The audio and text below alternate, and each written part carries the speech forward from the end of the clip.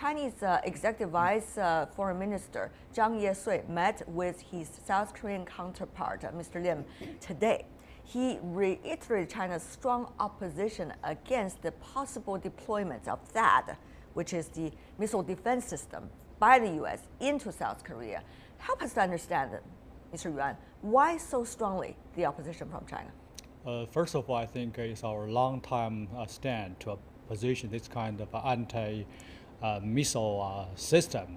From last century, 80s to 90s, the TMD system in Alaska and Japan, we saw this kind of dangerous actions to deter Chinese capabilities.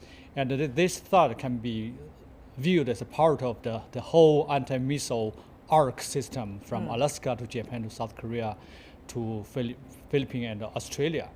And secondly, we think maybe it's quite understandable from the South Korea and the American stand to deter North Korean nuclear capability.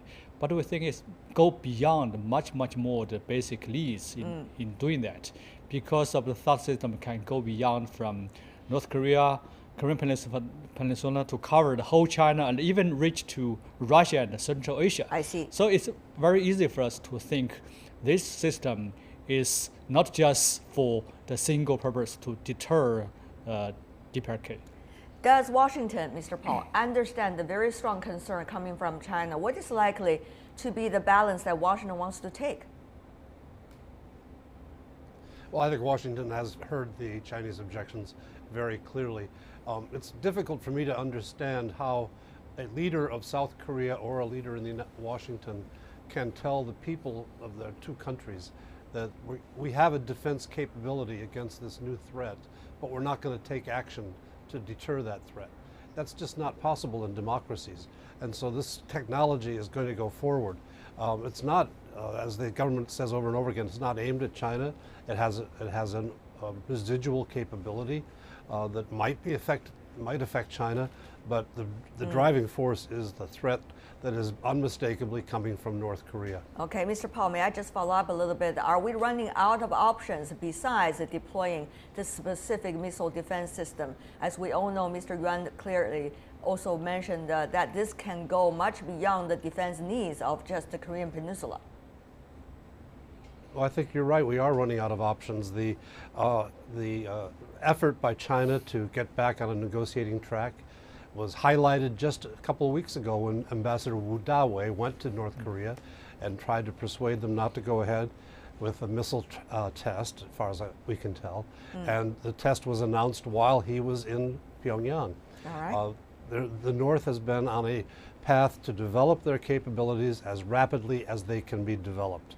And whether we've had six-party talks or efforts to reach out from the United States for new kinds of bilateral talks or anti-missile talks, every one of these has been frustrated by the North's determination to develop weapons of mass destruction and the means to deliver them. Okay, let's go to Mr. Shin from South Korea. We understand it has been announced by the Yonhap news agency that there will be several military actions aimed at dealing with the crisis of the Korean Peninsula from the U.S. and also from South Korea. First of all, 4 F-22 stealth fighters will likely to be sent to South Korea on Wednesday, tomorrow.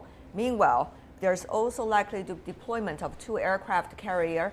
One is USS North Carolina, the other is USS John Stennis. The question is, will these be helpful? Do we really need so-called deployment of a missile defense system, which might raise concern of a lot of countries in this region, not just about the Korean Peninsula peace and stability anymore? In order to face the North Korea's nuclear crisis, I think we need, the United States strategic assets for the time being. And in addition, the South Korean public was really concerned about the growing threats from North Korea, especially with nuclear weapons. So the South Korean government is really concerned about the method to appease the South Korean publics.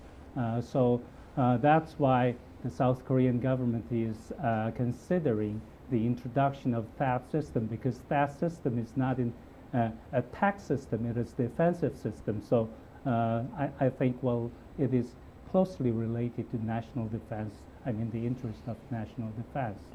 Mr. Shin, may I just follow up also by asking you, what exactly are you referring to when you said tap into the United States strategic assets? What does those strategic assets mean to South Korea? Exactly what you're talking about here. Secondly, may I also ask, how does South Korea going to keep that balance between a very good relation with China developed over the past few years, particularly even between the two presidents of our two countries, and the concern of China that the U.S. deploying system might have a double sword focus or purposes, in fact. How does South Korea keep its balance here?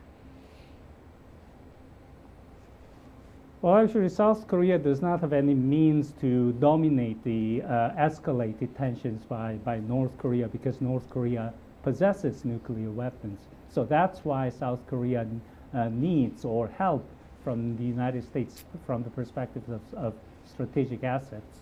So the fighters and inceptors or the THAAD systems would be the, effective strategic assets to deter North Korea from using nuclear weapons. But however, well, some people are concerned about the, arms race in Northeast Asia by introducing these kinds of strategic assets. But most important thing is that South Korea is trying to introduce not the attacking system, it's just to introduce defense systems